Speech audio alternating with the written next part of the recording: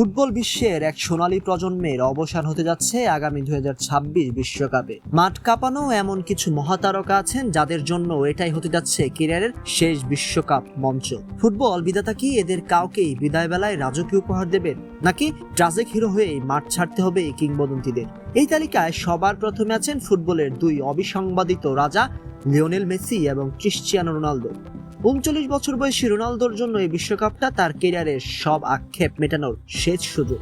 অন্যদিকে কাতার বিশ্বকাপে অধরা ট্রফি উঁচিয়ে ধরা লিওনেল মেসি 39 বছর বয়সে পা দিয়ে তার শেষ বিশ্বকাপ রাঙাতে মাঠে নামবেন। তাদের এই শেষ নাচ বা লাস্ট ডান্স দেখার জন্য ফুটবল বিশ্ব উন্মুখ হয়ে আছে। বিদায়ের এই তালিকায় আরও আছেন ফুটবলের শৈল্পিক জাদুকর নেইমার জুনিয়র এবং ক্রোয়েশিয়ার midfield maestro Luka Modric. Injury আর চোটের সাথে লড়াই করা নেইমারের জন্য 2026 বিশ্বকাপটি হতে যাচ্ছে ব্রাজিলের হেক্সা মিশন প্রণের শেষ সুযোগ। অন্যদিকে বয়সকে বুড়ো আঙ্গুল দেখানো 41 বছর বয়সী লুকা মদ্রিচও ক্রোয়েশিয়ার জার্সিতে তার শেষ বিশ্বকাপ খেলতে নামবেন।